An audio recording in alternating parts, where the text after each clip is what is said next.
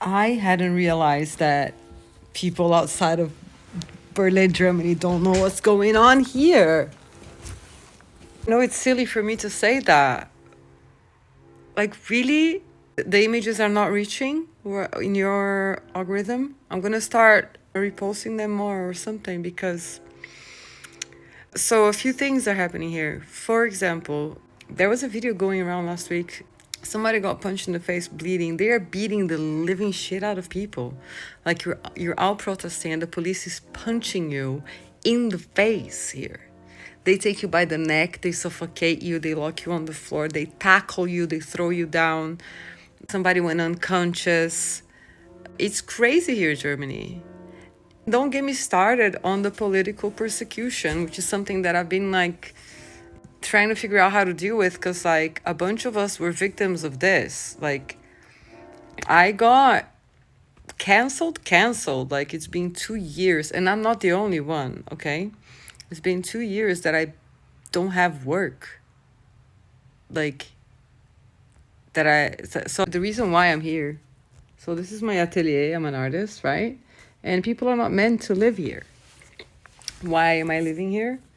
Because I got so fucked for money coming from I was in a very good position with my work as an artist, as a thinker and everything. Like financially really well, working also with technology and stuff. And then suddenly like lost my house. I got dropped by the artist union. I lost my bank credit. I maxed out my overdraft. I had to go on welfare, but that money is not enough to pay everything. So every middle of the month, right now, there is no more money. And I still haven't paid like insurance for my dog. Like, I don't know if I have enough food for the end. And I've been having like miracles happening. I am not the only one going through this. And this web of silence thing here is really strong. They tried to put a law that as an artist, say, if there is a grant, that you'd have to sign a clause saying that you agree with Israel, for example, stuff like that. There have been activists that had their houses stormed by police, searched. There have been people deported. They keep on arresting the same people in protests. They arrested a friend of mine for saying from the river to the sea we demand equality in a poster. They continuously arrest an Israeli Jew elder lady in her early 70s called Iris Hapetz for carrying a sign saying, I, an Israeli Jew, say stop the genocide. And people are falling like flies. Like flies. And yeah, and there is nothing in place to make sure that we can keep on speaking. And we are all riddled with guilt for even contemplating asking for help. Like, this is my situation. Every now and again, I'm like, I should make a GoFundMe, because also then if I make this visible, that there is support if you lose your livelihood for speaking up, that then more people will speak up, because then there are mutual aid funds existing, and then we are recirculating money amongst us so that we can keep everybody being very loud. But at the moment, like, there's nothing like that. And then I open my phone and then I see people in Gaza, and I'm like, I mean, I'm not in the same situation, right? So I feel like I shouldn't ask or do a GoFundMe for my situation. But then I remember the web of silence, and I'm like, no, but we need to be holistic in activism and take care of everyone so this can happen. It's like, for example, how is the Sumut Flotilla happening? There is support for it. And it's just hard to think about that in as one person, you know? And then when I see a comment like yours, you're like, oh my God, I had no idea that was happening in Berlin. It's like, then it just makes me even more like, oh my God. So that if I put a GoFundMe, there's a bunch of people that are just going to jump and be like, what about Gaza?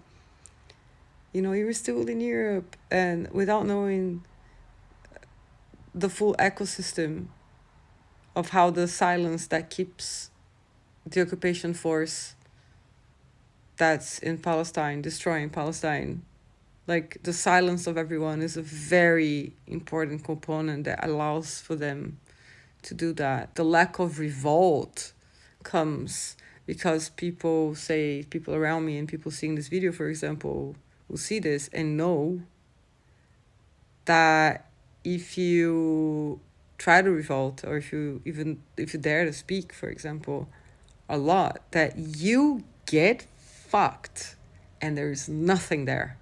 There is no one coming to save you. There is nothing. Like, I had a total of like 7 people help me financially throughout these 2 years. And not consistently, I'm saying 7 occasions where people helped me financially with a little bit. 2 of them were out of TikTok, that saw me speaking on the days that I was like melting down, when I lost credit, when I was like at the peak of like when being this destitute was new to me. You know? But that's it, you know? Anyway, sorry I'm talking so much and I'm expanding so much on the whole issue. It's just that I'm really stunned that it's not visible to the world, like in social media, to someone that is like active in pro-Palestine things, that's observing what's happening, at least in the UK, with police, how the government is dealing with that, that there are still people unaware of like Germany, like what happens here to protesting this, you know? They destroy your life. Like, we have our names with the police for signing an open letter denouncing the genocide. Like, I am filed.